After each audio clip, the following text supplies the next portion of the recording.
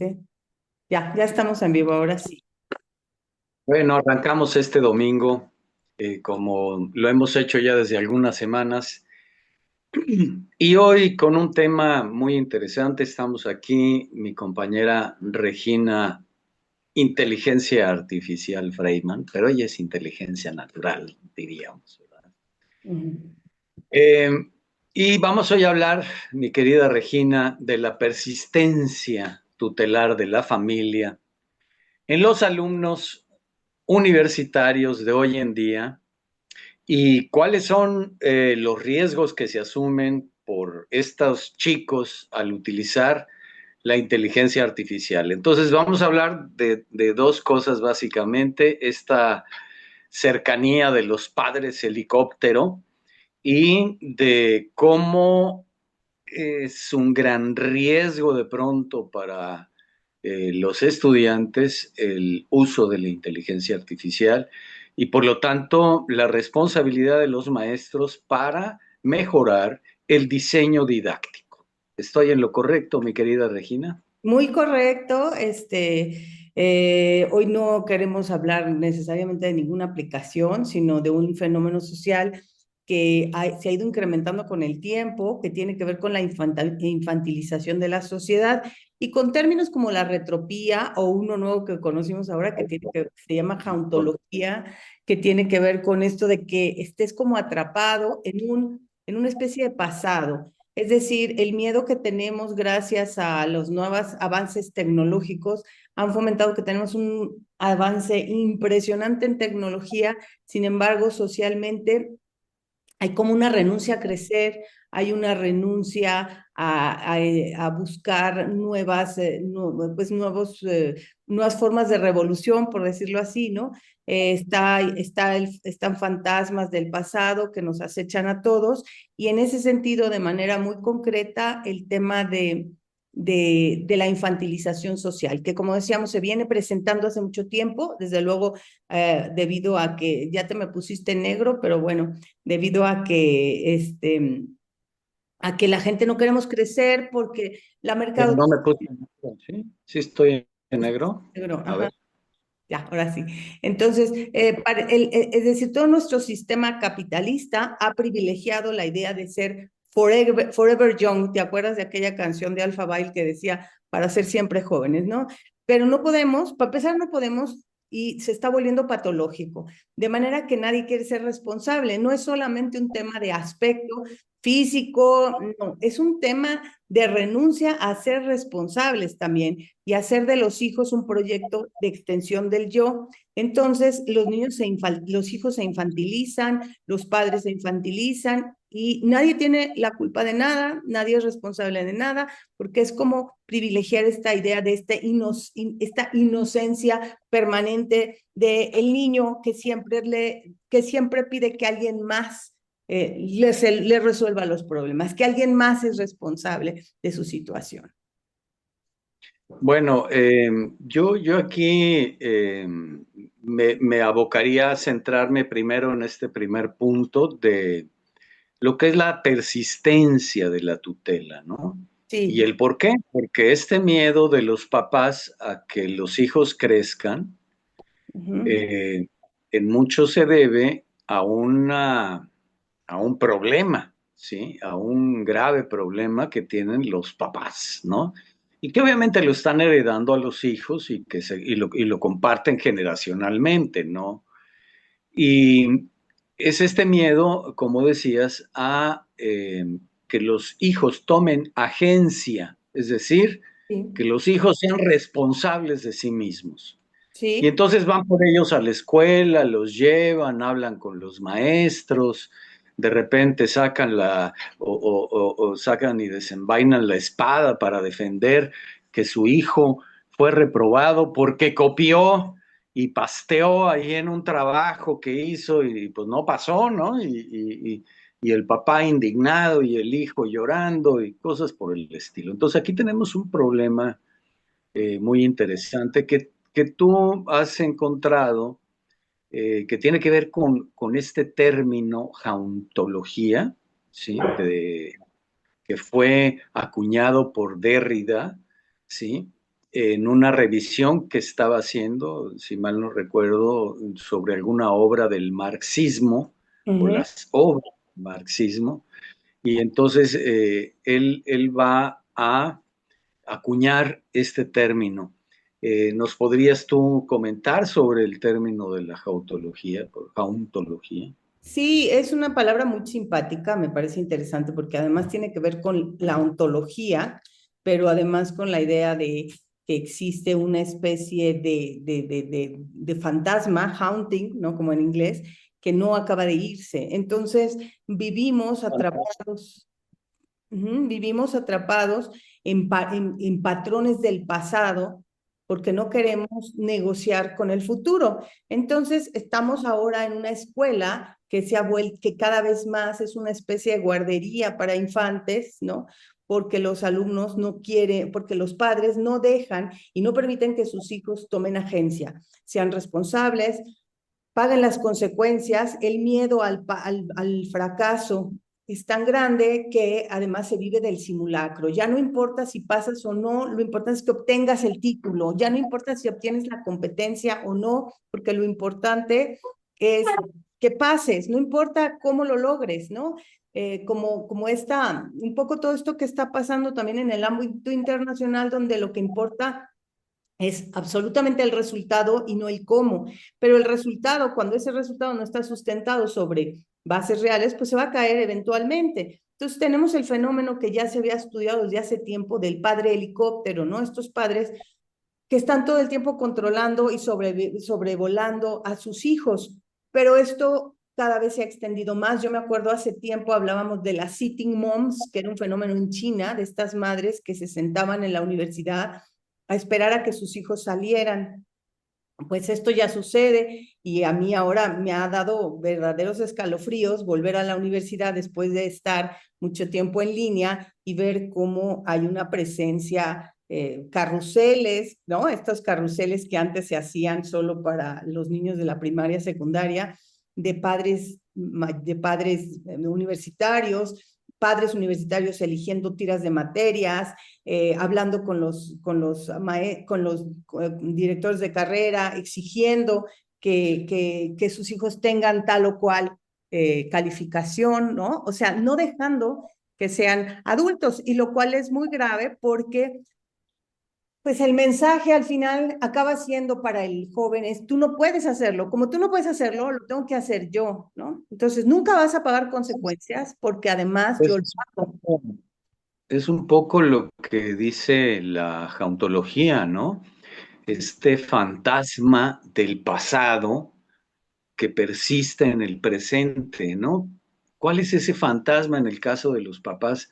Pues a sus hijos chiquitos, a sus hijos que los siguen protegiendo, que son responsabilidad de ellos, con estas frases de que es que a los hijos son para siempre, uno siempre tiene que estar para los hijos, etcétera, ¿no? Pero esta idea de la sobreprotección, esta idea bueno, es que la sociedad es muy peligrosa ahora, ¿no? Bueno, hay cualquier cantidad de argumentos desde hace tiempo.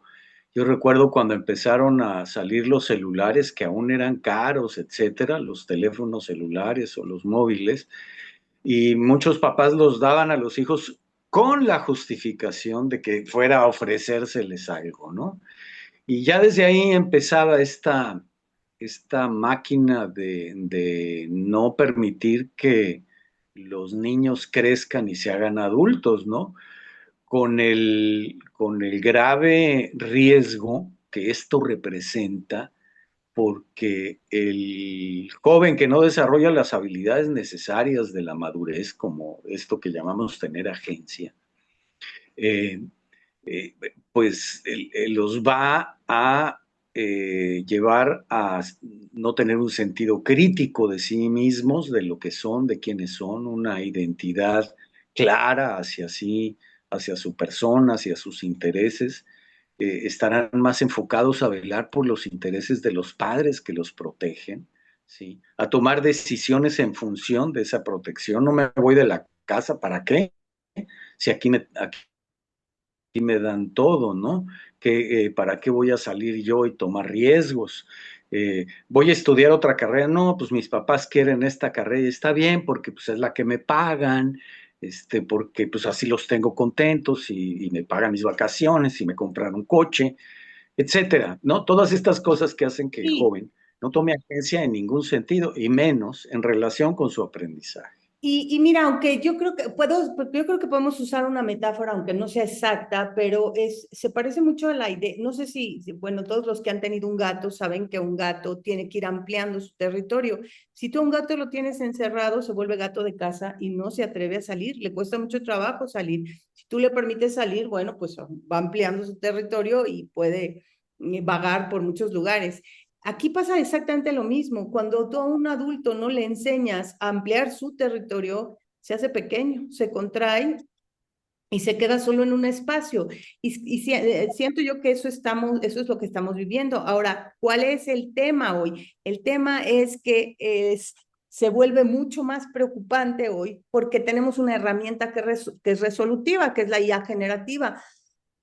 Entonces, si yo tengo una herramienta que le puedo pedir que haga muchas cosas, ya no es solamente que mi infantilismo se queda en conductas de falta de manejo hacia el exterior, sino que hay un detrimento en mi cerebro. Decíamos que tanto es real este efecto Flynn que habla de que hay generaciones que la última generación ya no reporta un crecimiento de la inteligencia, del IQ, ¿no? Entonces, el tema aquí es que si yo tengo nosotros somos seres que economizamos, ya lo habíamos platicado, economizamos energía. Entonces, si no me dejan tomar decisiones mis papás y yo me vuelvo una persona a la que le resuelven cosas, si aparte tengo una máquina que me lo resuelve o me resuelve muchísimas cosas, aparece el plagio como síntoma. Plagio porque ¿para qué me esfuerzo si además yo no lo voy a poder hacer en muchas, o sea, es decir, si la máquina me puede hacer rápido y fácil un trabajo que para mí, a mí me causaría muchas revisiones, molestias, quién Me sabe. causaría frustración y como yo no sé manejar la frustración, pues que me lo haga la inteligencia o el copy-paste, ¿no? Yo no Exacto, voy a poder redactar, me decían algunas veces mis alumnos, es que es muy difícil redactar esas ideas, ¿no? claro. Pero si copio, es lo mismo que yo estaba pensando, fíjate nada más los argumentos, ¿no? Claro, entonces los riesgos de la tutela persistente son muy graves al amparo de la IA. Si antes ya eran preocupantes, ahora lo son más. ¿Por qué? Porque, o sea, los padres se comportan así, lo decimos porque tienen una ansiedad, tienen miedo al fracaso de los hijos y asumen que son su propio proyecto, que ellos para ser evaluados como buenos padres tienen que tener hijos lo que llamamos exitosos desde la perspectiva del mercado, que no es necesariamente el verdadero éxito y eso ya lo hemos hablado. Pero tenemos también esta idea de estos padres que quieren ser siempre jóvenes y quieren mantener, como tú dices, a sus hijos como aparentemente chiquitos, como su proyecto de vida. Tenemos la falta de habilidades que confirman los temores yo no dejo a mi hijo que crezca y como no lo dejo crecer, entonces no tiene agencia y como no tiene agencia, esto se vuelve un círculo vicioso.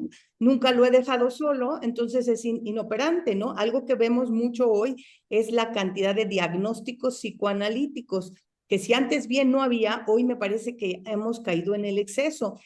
Nosotros, tú y yo, nos hemos burlado mucho de que conocemos jóvenes, lamentablemente, que ya no se presentan, hola, soy Regina, sino te dicen, hola, soy Regina y tengo disfunción de atención, tengo autismo, o sea, se han vuelto un síntoma, ¿no? Lo cual también es muy grave, porque muchos de esos Soy síntomas pansexual, ¿no? También soy también. pansexual, autista, con síndrome de X, ¿no? Y Dios dice, órale, qué diagnosticado muchacho, ¿no? Claro, entonces un poco esta parte de la identidad acaba por ser una serie de etiquetas que tienen que ver con síntomas y que tienen que ver con bueno, es decir, nos convertimos en marcas, en síntomas y en patologías, ¿no? Y A entonces, ver, ¿qué?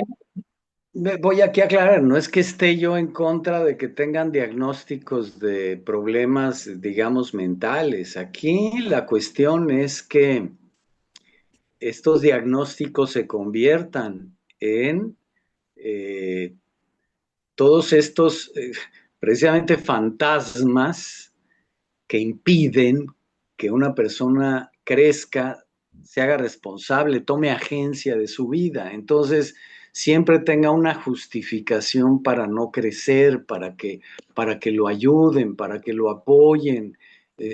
Siempre alguna debilidad que va más allá de él, ¿no? De ella.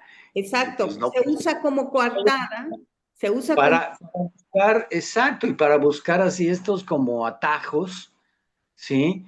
Que le sirvan para resolver y que le resuelvan a otras, a través de otras personas sus problemas. Y en la escuela, pues, sus tareas.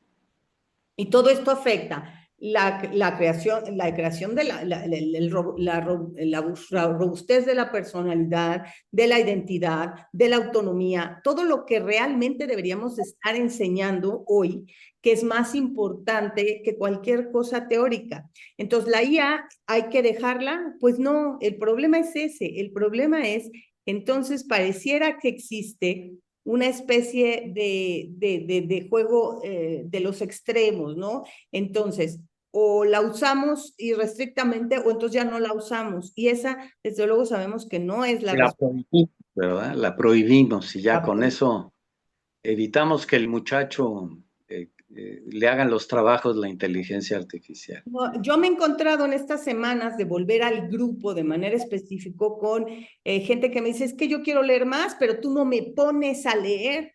La premisa es así como inadmisible en un alumno universitario. ¿Cómo que yo no te pongo a leer? Yo te digo que leas, pero leer es un acto que tienes que cometer tú.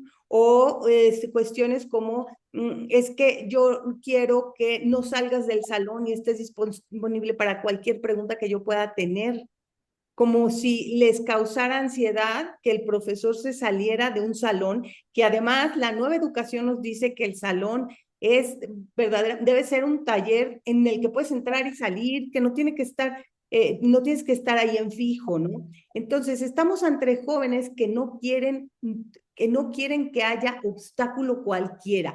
El aprendizaje, intuyen, es algo que tiene que darse como jugando. Y aunque podemos hacer muchas cosas jugando, hay muchas otras cosas que siempre nos causan incomodidad. Y lo hemos hablado incluso con las relaciones entre las personas. Nosotros, para llevarnos con el otro, por más que lo amemos, pasamos momentos de incomodidad. Todo lo que vale la pena en esta vida nos conduce a tener momentos de esfuerzo, ¿no? Entonces, bueno, aquí hablamos de algunas manifestaciones de la tutela en el ámbito universitario. Entonces, tenemos esta demanda de los padres hacia la universidad y la universidad cediendo, contradiciendo en mucho lo que debe ser una universidad, la idea de la universidad contemporánea. Y por eso es que hoy decimos que la universidad no se apega a los estándares de la universidad del futuro, pues no, porque hay una creciente demanda de padres que lo que busca es tener a sus hijos controlados o vigilados, que no se equivoquen, que no reprueben, ¿no? Desde luego esto no es todo. Yo quisiera también matizar esto. De repente te encuentras con alumnos que le dan 10 veces más, te dan 10 veces más de lo que pides, pero la Pero enfatización, ¿cuánto? sí, son muy pocos. Hablemos de las generalidades y luego sobre todo con esta cuestión, aquí podríamos ir a la segunda parte. ¿Qué tanto esta actitud tutelar permanente o muy directa de los padres sobre los hijos, sobre la maduración de los hijos y sobre todo en la etapa universitaria?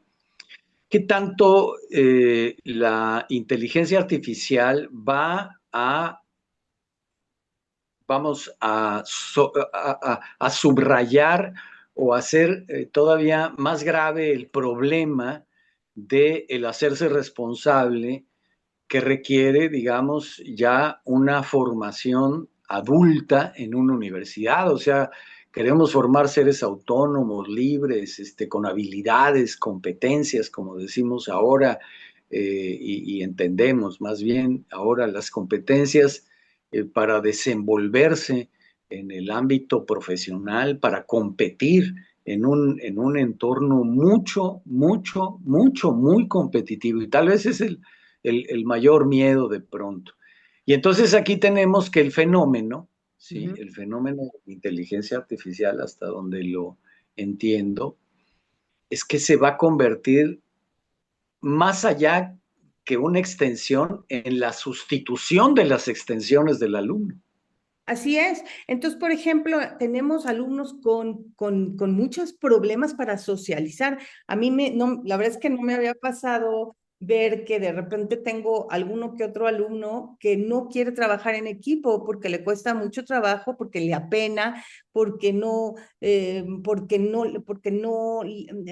que me decía un caso que tuve, me decía, es que ya les pedí que si puedo ser su amiga, bueno, que si puedo entrar en su equipo y como que no me hicieron caso y entonces me lastiman, entonces prefiero trabajar sola, entonces, o solo, ¿no? Entonces, ante eso, hago yo un esfuerzo porque se integre un alumno en un equipo y entonces, y ya este es el segundo año que me pasa algo similar y entonces la alumna o el alumno universitario lloran, pero lloran como si fueran niños pequeños porque se sienten forzados a socializar, algo que es preocupante porque en el terreno laboral esto pues es ineludible, ¿no? Entonces, bueno, el tema es que es muy grave lo que está pasando. Y por otro lado, hay otro fenómeno, Héctor, que no hemos abordado, que es la dependencia a la pantalla constante, ¿no? Entonces, estoy en clase, yo en una clase universitaria, me parece absurdo pedir los celulares y decir que los quiten y que no, y que me atiendan a la fuerza, porque lo hemos platicado, es muy difícil estar todo el tiempo atendiendo, ¿no? Mi clase además es, o las clases en general hoy se presentan como clases talleres donde hay que hacer muchas cosas. Sin embargo, las cosas las tiene uno que repetir. Si de por sí hay una distracción y es difícil, se tienen que decidir muchas veces porque el alumno no puede estar, o sea, es una adicción muy grande a la pantalla que hace que estén constantemente atendiendo las dos cosas a la vez. Y entonces uno se pregunta si como maestro universitario uno debería decirles que cierre el celular. Puedes hacerlo, pero la idea es que ahí hay cosas que me parece que no se han atendido a tiempo. Y ahí es donde a mí me gustaría posteriormente, como para cerrar, hablar de estas vacunas de la insensatez o estupidez a las que les llama José Antonio, el filósofo español José Antonio Marina, que habla justamente y está muy preocupado, igual que lo estamos mostrando nosotros, sobre lo difícil que está haciendo hoy educar a personas con pensamiento crítico, que ese es el meollo de la educación hoy, ¿no? Entonces habla de vacunas que se tienen que aplicar, vacunas, digamos, de tipo cognitivo, para que los alumnos utilicemos, porque ahí está también la clave, y los maestros, la inteligencia artificial para potenciar nuestras cualidades y no para disminuirlas. Bueno, y es que esta cuestión de la atención, Uh a lo -huh. que te refieres de la atención dispersa, bueno, es un fenómeno que tal vez es un anterior, ya esta pérdida de atención la hemos tenido ya hace algunas décadas, ¿no? A partir de una gran cantidad de estímulos que tenemos y de herramientas que tenemos para estar en un lugar y a la vez estar en tres más, ¿no? En conversaciones en el aula y conversando con tres o cuatro o cinco personas fuera del aula, Uh -huh. etcétera. Esto es un fenómeno. Pues yo me refería más a este fenómeno que tiene que ver con la inteligencia artificial y que se denominan como el offloading, ¿no? Uh -huh. Que tiene que ver con ese proceso de transferir habilidades mentales, ¿sí? Uh -huh. A la inteligencia artificial, o sea, que me lo haga, pues ya no es una extensión, ya le transferí, por ejemplo, mi memoria, ¿sí? Ya no me hago esfuerzos por recordar, porque ¿para qué? O que tiene que ver con, por ejemplo, hacer una redacción. ¿Para qué voy a redactar? Si va a redactar mejor ella, yo ya no voy a redactar, ya no voy a memorizar, ya no voy a preocuparme por cómo se escuchan y cómo se escriben las palabras de acuerdo a cómo se escuchan. Me refiero a la acentuación, a la división silábica, etcétera, ¿no? Eso lo olvido y entonces lo pierdo, ¿sí? Eso es Y lo esa extensión preocupante. no sustituye, y eso hablo de lo más elemental. Pensemos más cuestiones más complejas. Ese es el riesgo. Y entonces, para ir también encaminándonos hacia las partes finales de esta presentación, por el tiempo que tenemos, ¿qué tenemos que hacer como maestros? Porque aquí gran responsabilidad de que esto pase también no solo es de los padres, sino de la tolerancia de muchas instituciones académicas, sobre todo privadas, que tienen estudiantes que son más clientes que estudiantes, y que con tal de no contrariar a los padres, son maestros que toleran todo esto e incluso defienden, no, no, pues ni son tan malos estos estudiantes de hoy, ni todo es normal, todo está bien, no pasa nada, ¿no? Y la realidad es que tenemos como sociedad que ser muy autocríticos porque la única solución está en el diseño didáctico.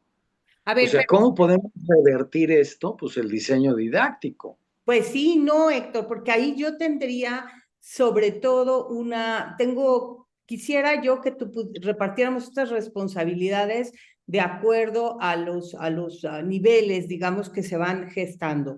Yo creo que el primer responsable es el padre y la madre. El padre y la madre que como estuve haciendo varias entrevistas, no voy a decir los nombres de las personas, pero varias entrevistas con personas que se dedican a ser psicólogos en la universidad o que están como mentores y te dicen es que encontramos padres, la mayoría de los padres ya no se quieren hacer responsables de sus hijos y ceden o dejan toda la responsabilidad en la universidad, pero eso sí, cuando hay un fracaso, vienen aquí como clientes, que ese es el gran problema. Ajá. Las Ajá. universidades, aunque sean negocio, nunca son solo negocio, tienen también una función social que no las hace solo negocio. Y los padres deberían también entender eso y deberemos entender, porque nosotros también somos padres, qué tan responsables somos nosotros, porque hay una parte de la educación, sobre todo de la parte ejecutiva, y a esto me refiero a la forma en la que se conduce un individuo éticamente y en su forma de tomar decisiones, que no la puede educar la escuela, la tiene que educar la casa. Y si eso no, y si el niño no llega con esa responsabilidad a la escuela, para la escuela es muy difícil también digamos, cerrar los hoyos o los huecos que el niño no trae de casa. Entonces esto se va haciendo una especie de efecto de bola de nieve que va creciendo cada vez más. Luego, la institución no quiere contrariar a esos padres porque son sus clientes. Luego, el maestro no quiere contrariar a la institución porque es quien le paga. Pero ante esa O a los contradicción, alumnos, porque lo evalúan mal y entonces la institución lo castiga, ¿no? Porque además la institución le otorga al alumno esta posibilidad de evaluar y de pronto esa posibilidad se usa negativamente. entonces, mientras todos los eslabones de la cadena, hasta llegar al propio alumno que no demanda de él mismo el autocrítica, el autocontrol, mientras todo esto siga sucediendo, todos somos cómplices. Y aquí es donde sí quisiera para estos últimos 10 minutos comentar esta vacuna que nos propone Marinas, porque no se trata nada más de juzgar, se trata también de encontrar soluciones. La inteligencia artificial no se puede eludir, se tiene que usar y se tiene que usar de manera razonada. ¿Cómo? Eso lo hemos Aunque hablado muchas veces.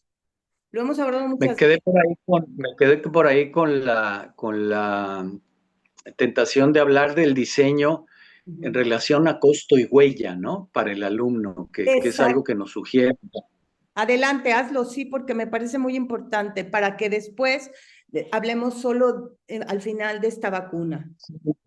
Brevemente, ¿no? El maestro, en función de esto y precisamente teniendo a la inteligencia artificial como un recurso que no se puede ni se debe evitar por ningún motivo, al contrario, tenemos que usarlo como se debe usar para hacer cada vez más responsable el uso de esta gran herramienta. Entonces nos sugieren que en el diseño pensemos en dos cosas, ¿no? Primero en un costo para el alumno en cada tarea, ¿sí? Un costo irreversible además. O Sí, sea, tú tienes que tomar este riesgo, maestro sí. o maestra, según sea chico o chica, y al tomarlo, ¿sí? Y al presentar tú el resultado, ¿sí? Ujú. Estás tomando un riesgo por tu cuenta y tienes que ser responsable de esto que vas a presentar o vas a hacer. Ujú. Y la huella es aquello que dejas en función de esta tarea a la que fuiste convocado. Puede ser un proyecto, puede ser un caso, puede ser incluso un examen, ¿no? ¿Por qué no? Si de repente el costo que asume un alumno, es decir, yo puedo hacer un examen con estas, órale, pues ahí va, y ahí está el diseño didáctico, pero ese examen tienes tú que demostrar en esa evidencia al final, en esa huella, ¿sí? Todo el proceso que seguiste para generar el conocimiento, ¿sí? Que se te requería, ¿no? Claro. Todo no es el resultado, sino veme diciendo paso a paso cómo lo lograste o cómo se logró y para qué sirve y que puedas defender ese proyecto. Ahí quede esa huella, ¿no? Y al haber asumido el riesgo con reglas claras, pues fuiste aprobado o no fuiste aprobado para esta tarea, ¿no? Y con las consecuencias que esto tenga. Y nada, no, que también esto, pues de pronto, si vamos a jugar a que haya una segunda vuelta, también dejar las reglas claras, ¿ok? Puedes tener dos intentos, pero el segundo intento vale menos, en fin, ¿no? Claro, claro, claro. O sea, y tiene que haber una defensa oral, tiene que haber un portafolio de evidencias, tiene que haber trabajos por proyecto, Esa huella, exacto. donde tengan que trabajar con su socialización, negociar con el otro, investigar cosas, refutar a la inteligencia artificial, mucho de lo que ya Muestran no agencia, sabemos. ¿no? ¿Mandé? Esa es la Que gente. muestran agencia. Entonces, Es bueno, decir, esto se hizo así, yo estoy claro y soy responsable de esto y asumo las cosas. Eso es lo que se busca, no alguien que esté, ay, pero es que me da otra chance, es que no puedo, es que, no, olvídalo, eso es algo que no te va a hacer crecer nunca, no vas a madurar si siempre pasas por este tipo de negociaciones. y el mercado laboral te va a tirar a la basura. Entonces, mientras los padres no entiendan y las instituciones y todos no entendamos que si no pagamos las consecuencias a tiempo, al final todo se nos va a venir encima como sociedad. Entonces, aquí nada más en estos minutos que nos quedan, quisiera hablar sobre la vacuna y si a ti te parece bien, doctor, yo creo que este tema nos da para volverlo a abordar, hablando de cuáles son las responsabilidades de cada uno de los actores y en qué momento. Yo creo que podríamos retomarlo para la próxima semana. Pero ahorita Bueno, una que nos sugiere Marinas es la primera. En la primera es la base del autocontrol. Tenemos que enseñar al niño de los 0 a 6 años a saber decir no y a tener autocontrol, algo que cada vez le cuesta más trabajo a los padres porque hay que complacerlo para que no llore, porque no hay que molestarlo, ¿no? Entonces, una de las pruebas a las que alude Marina, que prueba esto, que es muy importante, es la prueba del que le llaman la prueba del chuche o de los chuches, que son las de los dulces, donde ponen a un niño frente a donas o a dulce y le dicen, no te lo puedes comer. Tienes, tienes que aguantar, porque si te aguantas, por decirte, media hora, 1 hora frente al dulce, te voy a dar el doble. Y muchos niños no lo logran, pero a la larga, en este rango de edad, les tenemos que enseñar a tener autocontrol. Y esto lo estamos viendo que llegan a la adolescencia y no tienen ese autocontrol. Se comen el dulce, no pueden dejar el teléfono, etcétera, ¿no? Entonces, todos tenemos que aprender, y esto se aprende a temprana edad, a tener autocontrol. Después, Inhibir el Sí. impulso. Bueno, la capacidad de dirigir la atención, esto es básico y esto también se enseña en los primeros años. Si estás en clase, no puedes estar en el teléfono. Si me estás atendiendo a mí, me estás atendiendo a mí. Esto que puede parecer ridículo es muy importante porque es un costo, es un detrimento cognitivo muy fuerte y que, como hemos dicho, tiene que ver también con el problema que se presenta en el momento de que estás en una red y te venden cosas. Tu atención está dispersa y entonces puedes comprar cosas que no necesitas, etcétera. Y esto además acaba o desemboca en una enfermedad mental terrible, que es la de la rumiación constante. ¿Por qué? Porque yo no enseño a mi hijo que a lo mejor tiene un problema, que tiene que tener la disciplina desde niño de decir, a ver, el problema se acabó, yo me voy a dormir, y no un flujo consciente que está todo el tiempo hablando, hablando y generando ansiedad en el niño porque le está diciendo, eres tonto, no lograste lo que querías, bla, bla, bla, bla, bla. Entonces, esta voz interior que tenemos todos también se regula, también se autocontrola, y si no aprendes a controlarla de pequeño, es un problema que deriva en problemas mentales más graves. Después, en la edad escolar, de los 6 a los 12 años, se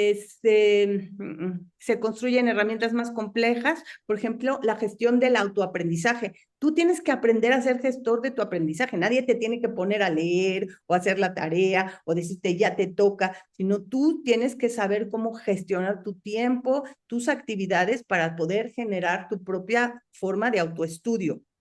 El controlar el propio pensamiento, como dijimos, ¿no? Saber cómo controlo mis impulsos, mis deseos, la libertad crítica, ser autónomo. No tengo que estar de acuerdo, esto es de los 12 años en adelante, aprender a estar en contra de las instituciones, de mis padres, es decir, de generar y fomentar una opinión propia, aunque esté equivocado. No solo eso, sino a partir de ello poder defenderla con argumentos, aprender qué es una falacia, aprender cuál es qué es lo que significa tener o contar con una agenda, ¿no? Todo esto que tiene que ver con el pensamiento crítico se educa de los 12 años en adelante, a que si voy a estar en contra de una idea, tengo que tener argumentos para defenderla. No es nada más decir no quiero o no me gusta. Y después el tema de la reflexión y la metacognición, que es darme cuenta de que me doy cuenta, de que estoy estudiando, de que soy autocrítico. Es aquí, de los 12 años en adelante, donde se tiene que generar la capacidad autocrítica, algo que nos está faltando mucho a todos en la sociedad contemporánea. Es decir, hemos cambiado la autocrítica por simulacro en donde aparentemente todo sale bien, todo nos pasa, todo resulta bien, siempre y cuando no haya consecuencias, ¿no? Más bien como una crítica superficial que es más una como eh, Se acabó el tiempo, pero no quisiera despedirme abruptamente de ustedes, así que lo que vamos a hacer es continuar esta emisión la próxima vez, ya que hay mucho que hablar sobre esta vacuna contra la estupidez, contra la insensatez, y que consiste, como decimos, en aprender a tiempo a tener autocontrol, a tener conciencia de nosotros mismos y a ser reflexivos en un tiempo que demanda para todos nosotros ser extra cuidadosos con ello, porque la automatización de muchos procesos, la descarga en las herramientas puede de alguna manera generar un detrimento en nuestras capacidades cognitivas. Que tengan excelente. Ay, aquí está Héctor, vamos a despedirnos los dos. Entonces, le damos la bienvenida de nuevo y nada más para poder cerrar.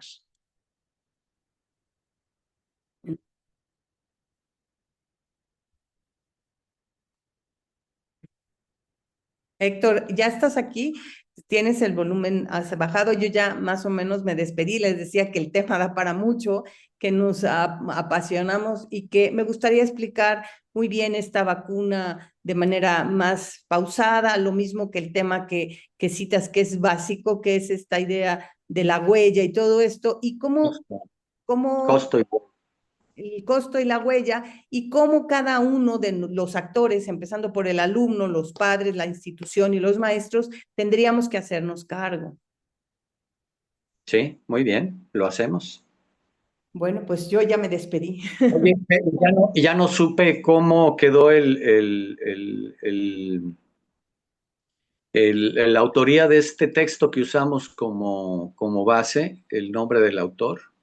El nombre del autor, pues es una investigación generada por Deep Research, por Google, a Ah, petición nuestra. Entonces, digamos que en términos de lo que opera hoy, hay una especie de coautoría, dado que las preguntas detonantes fueron elaboradas por nosotros, pero la ujú. investigación la hizo Google Research. Y esta la pueden encontrar disponible.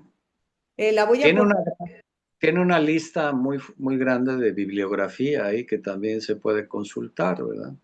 Voy a subir los materiales a tu Facebook para que las personas que quieran puedan consultarla y si nos quieren hacer comentarios, cómo viven ellos esta situación de sus hijos, de sus propios miedos. Todos tenemos un poco de miedo a esto, todos de alguna manera a veces caemos en estos sobreproteccionismos o en estos abandonos, entonces pues que nos escriban y nos Esta permanencia tutelar, correcto, ¿no? Así es, pues muy bien. bueno. Entonces quedamos para la próxima semana para ampliar estos temas y pues ver si tenemos algunos comentarios. Gracias, buenos días.